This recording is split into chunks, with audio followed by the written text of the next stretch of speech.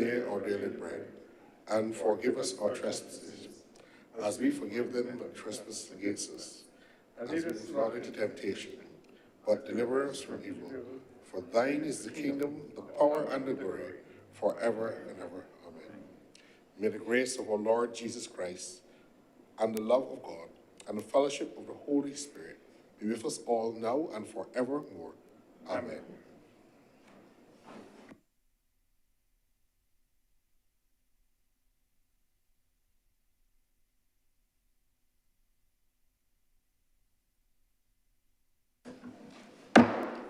The Senate is in session.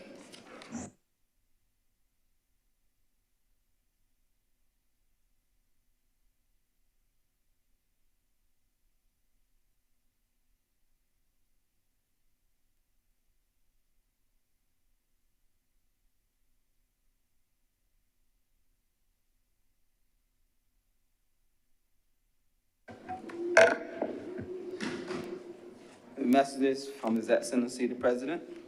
Announcements by Your Honor, the President. Minutes of our meeting held on the 3rd December 2025 for confirmation. Senator Cummings.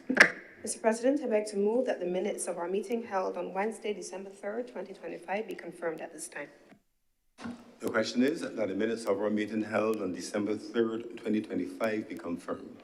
Will those honorable senators in favor please say aye? Aye. Those against please say no. Methinks the ayes have it. Those minutes are confirmed. Our minutes of Friday, 19th of December 2025. Senator Cummings. Mr. President, I beg to move that the minutes of February 19th of December be deferred at this time. The question is that the minutes of our meeting held on Friday, December 19th, 2025 be deferred. Will those honorable senators in favor please say aye? Aye. Those against please say no.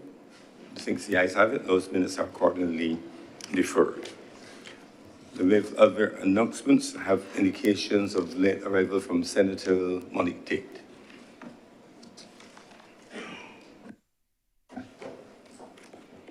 Presentation of petitions, presentation of papers, reports from select committees, questions to ministers, requests for leave to move the adjournment of the Senate on matters of urgent public importance, statements by ministers or parliamentary secretaries, personal explanations, motions relating to the business or sittings of the Senate moved by minister.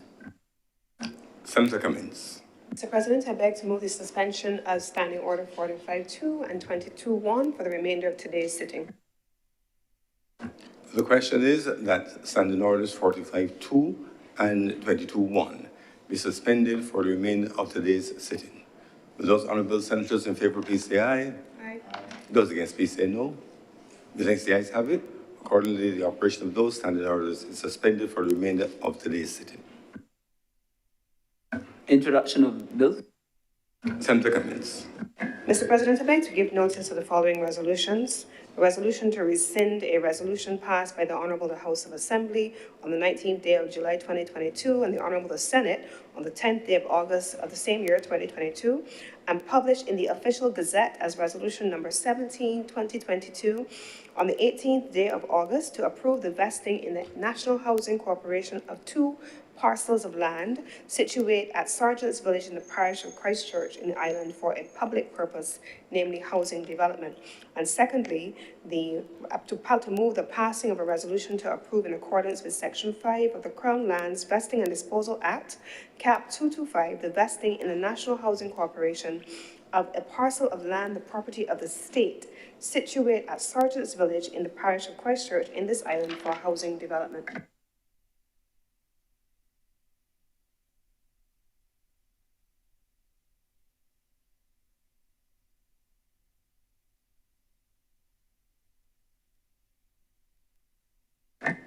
Mr. President, I also beg to move the first reading of the Road Traffic Amendment Bill 2026. The question is, on the Road Traffic Amendment Bill 2026 be read a first time.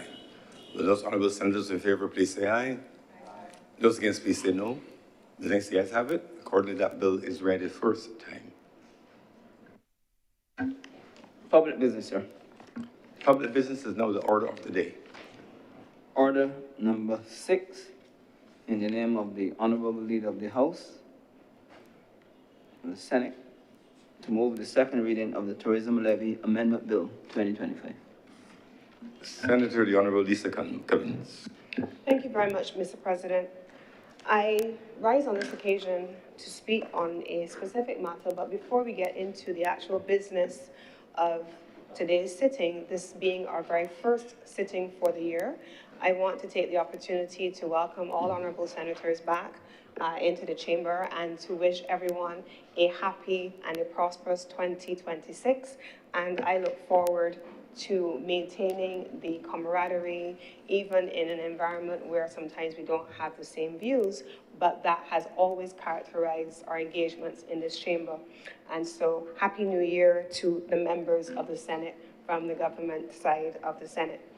Now, this legislation before us, Mr. President, is called the Tourism Rate Levy Bill, and so we're making some changes here. It is specifically the long form Tourism Levy Amendment Bill for 2025. What is the purpose of this piece of legislation? The Barbados Revenue Authority, as we know, is the tax authority for the state. They administer all matters relating to tax. And so in 2018, when a number of levies were introduced, we had the Tourism Levy Bill introduced and then becoming the Tourism Levy Act. Now, what were those new levies as they were introduced? We had in the first instance the room rate levy. That was tiered based on the category and the type of room. I'll get into that in a minute. You had the product development levy. That spoke to direct tourism services, and I'll get into the details of that in a moment. And there was also the shared economy levy, Mr. President. I'll get into those details in a minute.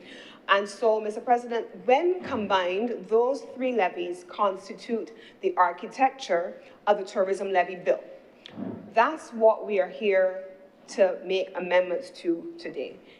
The levy itself remains, Mr. President. There are no new taxes being introduced by this bill. Let me say that again. There are no new taxes being introduced by this bill. These taxes have been in place since 2018, as they will be defined very shortly, Mr. President. Now, the sector that we are referring to is the tourism sector. Now, why would we be making changes to the tourism sector in this way? Let me start first by saying, Mr. President, that very often Barbadians see tourism as this abstract thing that will bring strange persons, overseas visitors to the country. They come and they stay in fancy hotels or expensive villas. They come and they stay in shared accommodation. They get embedded in the community. They know Barbadians. They go to shops, bars, and expensive restaurants. But altogether, it constitutes tourism. Historically, when we see a hired car whiz past us, back in the day as I was growing up, you used to see the mini mokes. Now they've got these really modern takes on mini mokes, but with tourists that are driving down the way and they're sunning, their faces are red, but they're enjoying the sun, especially in the winter months of the year.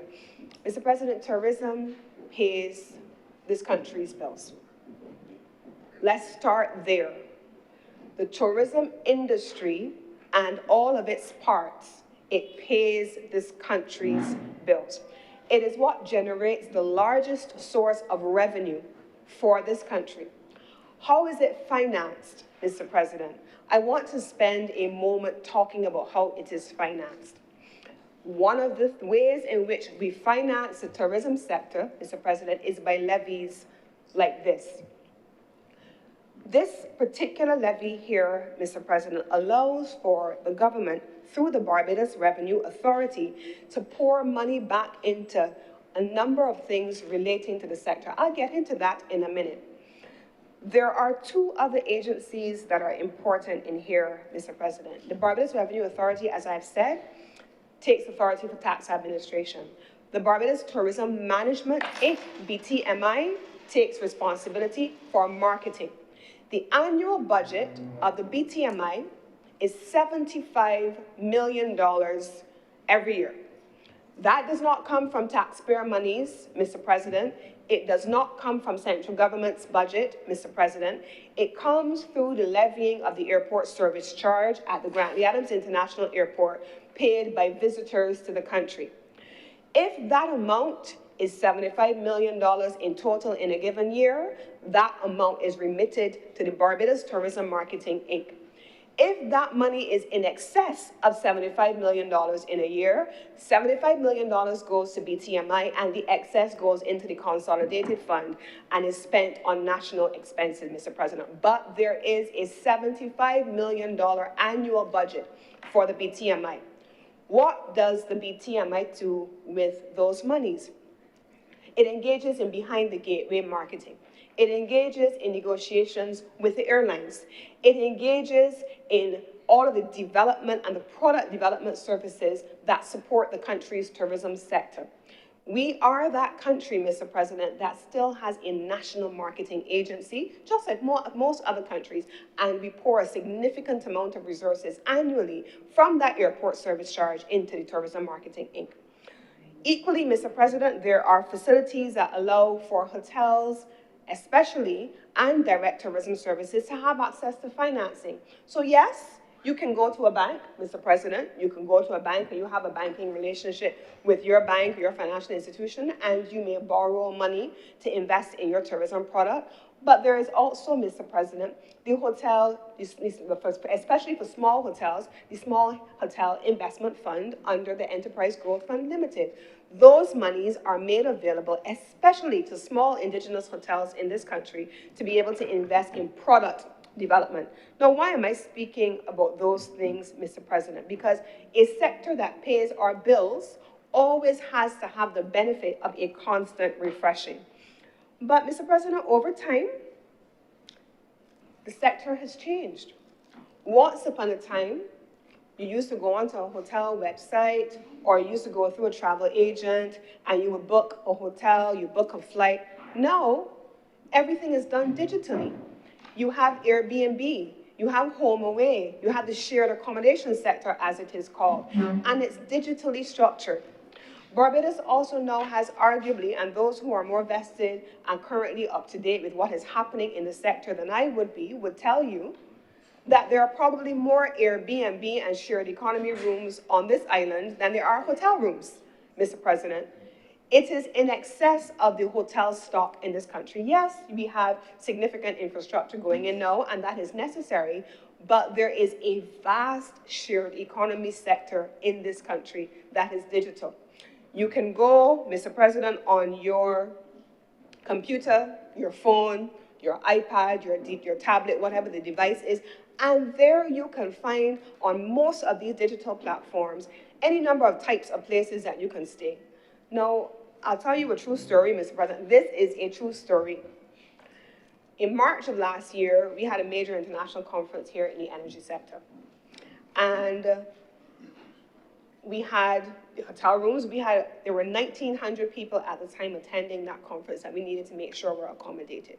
We had the hotel rooms, yes, but we needed additional capacity from shared economy. One day, one of my staff members came to me and said, "Minister, we have a problem." What's the problem?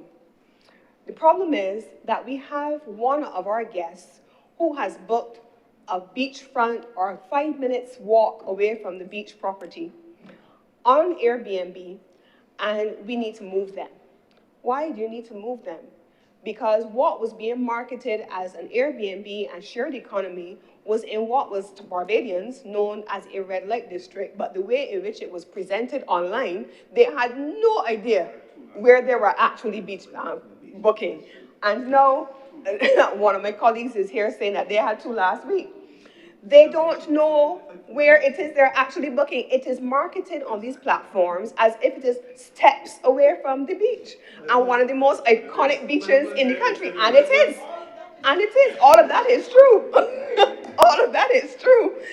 But we know the difference. They don't know. So the question of always maintaining standards, but most importantly, the brand integrity of Barbados. and making sure that people are, if they choose to stay in those locations, that is a choice that we want them to make consciously, but not because you genuinely did not know. So the development of products and the accurate marketing of the jurisdiction is important to Barbados.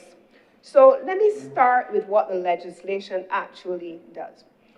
When this legislation was passed in 2018, the intention was to be able to apply these various levies in the way that I have just described to the types of accommodation and direct tourism services that I have just described, and then to be in a position through the Barbados Revenue Authority to reinvest in the tourism sector.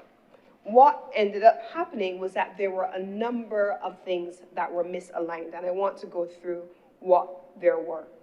The Barbados Tourism Marketing Inc., for example, attempted in its engagements with and platforms like Airbnb and so on to rationalize the product marketing to make sure that you were able to collect the revenue paid into these platforms as part of the payment of the levy.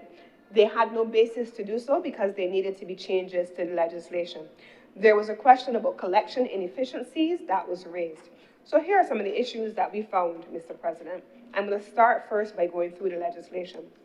The legislation has a number of amendments that it proposes, and I want to take us through them one by one before coming back to the macro big picture. In the first instance, Mr. President, there was a need to clarify the levy base. What was amount paid? How do we navigate amount paid? The amendment then replaces the term cost with amount paid in the third schedule as it relates to the product development levy, and in the fourth schedule as it relates to the shared economy levy. This ensures that the levy is calculated on the total amount being paid by the purchaser, inclusive of platform fees. And why is that the case, Mr. President? If I go and I pay for a room at $150 per night, then I'm receiving that, I'm not receiving that full amount from the guest. If I'm booking on Airbnb or those places, the platform is going to claim a percentage of that $150 per night. And so the ambiguity that was being presented was that persons who were owners and operators of these facilities were paying the levy as calculated, not on the total amount, but on the amount remitted to them after what was paid to the digital platform had been remitted. And so the collection was underestimated. This change aligns with the internationally recognized consumption tax principles, and it now attempts to look at the online and the shared economy platforms in a way that removes ambiguity. Secondly, it attempts to include now in these changes online marketplaces and marketplace facilitators in the domestic regime. And so the Act introduces definitions for what is a marketplace facilitator and what is an online marketplace, and explicitly extends the levy regime to the persons who are operating those platforms. Equally, it also is consistent now, in my own wheelhouse, under the Companies Act of Barbados, it now is consistent with the regulatory approaches in the related legislation, like that legislation, where they are mandated to register both with the Barbados Tourism Product Authority, that manages the product, the condition of the product, as well as the Barbados Revenue Authority. This ensures compliance, monitoring, and integrates facilitators into the tax administration system. It then speaks to an amendment in Section 10, which requires marketplace facilitators who process payments on their platforms to include applicable levies in the price charge and remit those levies directly to the BRA. We've spoken to that already. Mandatory registration and enhanced bookkeeping. Providers and facilitators must register. It is a registration process, and it brings everyone into compliance now. Price transparency, also ensuring that what you are advertising and what is being quoted is what is being charged. It is about protecting the brand as well. And then the alignment of the payment periods with the value-added tax regime. What we have tried to do as a government is to make sure that our tax reporting standards are made coherent. We know that there's a certain time of the year companies tax is navigated. We know there's a certain time of the year that income tax is calculated. And so we want to make sure that there is a coherent approach to how these levies are being collected under this legislation. I want to look at a couple of comparisons for our purposes, just for analytical purposes. I want us to have just a moment. There's been a lot of conversation about whether or not Barbados is comparable, competitive to other jurisdictions. The Barbados Revenue Authority took the time to look at what happens in other jurisdictions also functioning as tourism-driven economies. In the case of Barbados, you have the VAT on the one hand. The VAT is levied in some instances between 7.5% and 10%. In Barbados, in addition to the VAT, you have the room rate levy, the ones that I have just called, the shared economy levy, and the product development levy. In Jamaica, one of the largest tourism economies in the region, they have what they call the GCT, the General Consumption Tax. There, it is between 10% and 15%. In addition, they also have a room tax and a tourism enhancement fee. So they're also contributing to a product development provision. In the Bahamas, again, one of the largest jurisdictions in the region for tourism, VAT is calculated there at 10%, and in addition to that, there is a resort levy that also varies by classification, just like the room rate levy in Barbados also varies by classification. So Barbados's approach in this tourism levy, Mr. President, is entirely consistent with what other jurisdictions are doing. I want then to get into the specifics of how the various rooms are classified in the room rate levy. In the room rate levy, you have apartments, you have guest houses, you have hotels, you have vacation rentals. In some instances, Mr. President, as at 2019 and 2020, and yet into 2019, there's a tiered system that varies between $5 per bedroom per night up to $11 per bedroom per night. And if you are in the vacation rental property, it is a 2.5% levied on the bedrooms per night. And so that's where we are, Mr. President, with this particular levy. I promised that I was going to get into the specifics of how the levies are charged. The room rate levy, specifically, Mr. President, is payable by guests, just like the airport service charge is payable by visitors according to the type, and it ranges from $2.50, like I just said, up to $10 per bedroom per night. The product development levy on island tours, non-international cruises, meals, drinks, and dining services, food and services provided by spas, retreats, and marinas, these are also calculated at a 2.5% applicable. Now, how many of us have gone to restaurants for dinner? You take your wife or your friends and you go to celebrate a birthday or some kind of celebratory event, and you see your bill. When you look at your bill, you're going to see your bill, what is the total amount of the services that you have consumed, what is the applicable value-added tax. Then the restaurant is going to charge you, in some instances, their service charge. That just goes to them, and they split that among their employees, and then you will see the product development levy sometimes on the bill, and that is levied specifically on meals, drinks, and dining services. And it is also levied on food and services provided by spas, retreats, and marinas. The sharing economy levy is also applicable specifically now for tourism accommodation, but this is where the digital economy that I just talked about is relevant. This is levied at 10%. But here's what is important, Mr. President. I want to put these words on the record. A sharing economy levy introduced with effect from August 1, 2018 at a rate of 10% on the cost of tourism economy accommodation supplied through digital platforms such as Airbnb and HomeAway by persons who are not registered for VAT or are VAT exempt. This measure targets the growing short-term rental segment and was designed to ensure tax equity across all modes of accommodation. So it is now applicable in this way that we have just described to the category that I have just listed on purpose, Mr. President. So these are the matters that are being navigated in this piece of legislation. It is really about managing the tax collection process. And when I say, Mr. President, managing the tax collection process, I want to give us some numbers. I would not have come here today to say that tourism pays our bills even though I know we all know it academically, we know it because we've been members of the Senate for long enough, we've done enough estimates of expenditure, we've all read central bank reports, but I want to then show just how these levies have contributed to the mobilization of revenue to support the tourism sector. In 2021, Mr. President, the total receipts from tourism levies amounted to 9.63 million.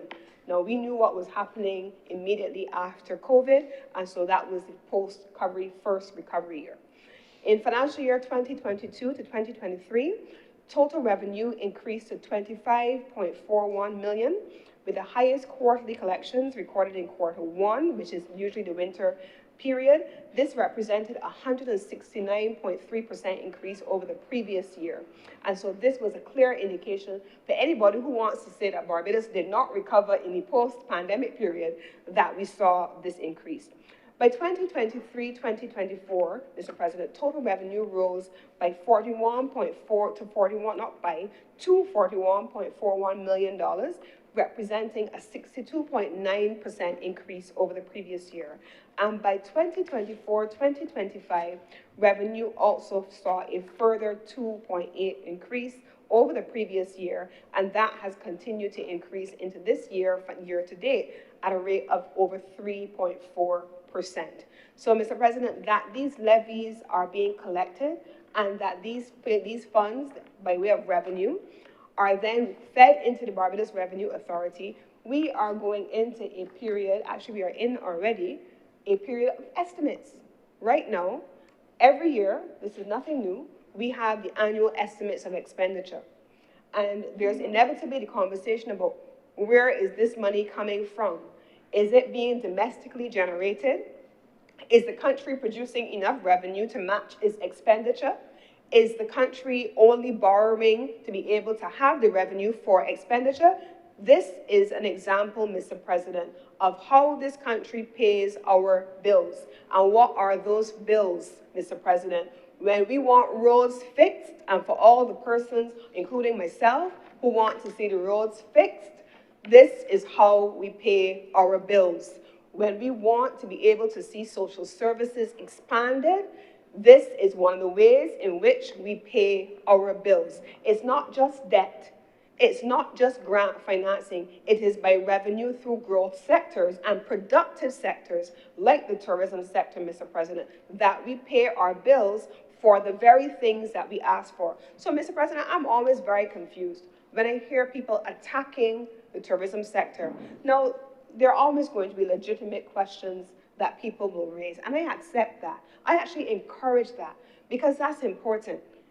But when we attack a sector that allows us to put money in education, to put money in health, to put money in schools, to put money in social services, and to put money into welfare services, Mr. President, that I never understand. That I never understand.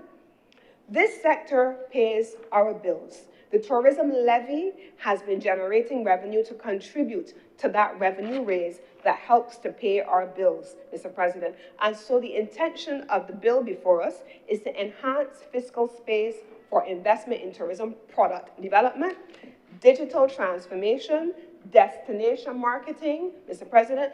Barbados has mirrored and has expanded its overseas presence in overseas marketing and behind the gateway marketing in leaps and bounds since 2018, despite a pandemic intervening in between. Mr. President, when we first came to office, Barbados's overseas offices existed, and they were advertising and they were marketing behind the gateway. We have expanded that. We now have destination marketing in Panama. And with that destination marketing in Panama, I don't know how many of us have seen the number of Barbadians that are traveling to Panama on a regular basis for a vacation because it's a new destination that has a direct flight on Copa Airlines right here from Barbados. I don't know how many of us have seen how many Barbadians are traveling from Barbados to Panama to go and shop these days, Mr. President. I don't know how many people have noticed that there are a number of people traveling from Barbados to Panama, down into Central America. And I'm even told, Mr. President, that despite the significant increase in U.S. airlift, there are a lot of people who are price sensitive who are taking a flight from here to Panama and from Panama to Miami or somewhere else in the United States. There is a significant expansion in destination marketing, and we're seeing that, Mr. President, with the location of a Barbados Tourism Marketing Inc. in Panama. We're seeing that also, Mr. President, with the expansion of the work of the BTMI in Europe. We have an expansion in the work being done in Brussels. We now have a presence, not a physical office, but representatives in Paris, in France. Mr. President, we have been seeing Barbados for the first time forging new relationships through the UN World Tourism Organization, with the Emirates as well, and we have seen the explosion in the cruise industry trade. All of that, Mr. President, is a part of destination marketing. I remember, Mr. President, and this is an interesting part of the conversation, I remember, Mr. President, having a conversation, let me put it that way, a conversation, calling for meetings of the cruise sector. Now, I admit, for me, I'm always going to think, what is the business of the thing? And for me, when I looked at the tourism sector, when I was chairman of the port, what is the business of cruise was what occupied my thought process. And so when you look at, you study the structure of the cruise industry, I started to think, but hold on, we got to consider how we're doing this thing, and we got to make some tweaks. It was on that basis, Mr. President, that subsequently, as Minister of Tourism, I made the decision to shift and to expand Barbados' presence in Miami. We no longer now just have a consulate general in Miami, but we have a BTMI office in Miami. And why, Mr. President? What is the business of cruise? What's the business of cruise? The cruise sector is heavily vertically integrated. Chances are, a year before that cruise ship pulls up in the Bridgetown port, 90% of the tours and experiences that the passengers on that ship are going to undertake in the given destination have been booked at the time of the sale of the cruise. That is the report coming out of the the cruise sector analytics information. That's what they tell you, Mr. President. 90%, you know, it was 90% of all cruise passengers having booked their travel and booked their tours and arrangements in a given destination at the time a year before. So we made the decision that in consideration of the business of cruise, we needed to move our destination marketing closer to where the cruise operations are hubbed, so that we can integrate Barbados' destination marketing with the travel tour operators at source. We did the same thing, Mr. President, by approaching the cruise sector originating in Southampton. That is the work of the Barbados Tourism Marketing Inc. That is the work of destination marketing, and that is what our professionals are doing. And I want to take a moment to say this. 2018, 2019, 2023, 2024, 2025, the professionals operating in our overseas gateways, engaging in destination marketing, they may have moved around, but they remain the same outstanding professionals who have served this country well for the last several years. Every one of them, from the officers in New York, in the BTMI office in New York, to those in Canada, in Toronto, to those now in Miami, to those in London, Mr. President, to those in Europe in our Brussels office, those are the same officers. Actually, they have spanned both administrations historically, and they have been exceptional professionals. They have really been exceptional professionals. They have been on the front line of destination marketing for Barbados. And they want to make sure, I am certain, that tourism product development on island is able to benefit from significant increases in investment, and that everyone entering the space, whether it is a new hotel, if it is an Airbnb, if it is an apartment or a vacation rental, if it is in a shared economy, that it represents brand Barbados. And it also, in this bill, is meant to ensure that we can demonstrate the value of sector-specific revenue instruments. This is very much a sector-specific revenue instrument. This is generated from the tourism sector for the tourism sector, and it is aligned with Barbados' sustainable growth priorities, Mr. President. So those are the issues that the bill attempts to address. This is what it is attempting to accomplish, and these are the amendments before this honourable chamber. And with these few words, I beg to move that this bill is read a second time. Thank you. Thank you, Senator Cummings. Senator Ryan Walters. Thank you, Mr. President. Good morning to you and my fellow senators. Happy New Year to all. Wishing you all the best in 2026 to you and your families. Mr. President, I was expecting a more elaborate and robust presentation from the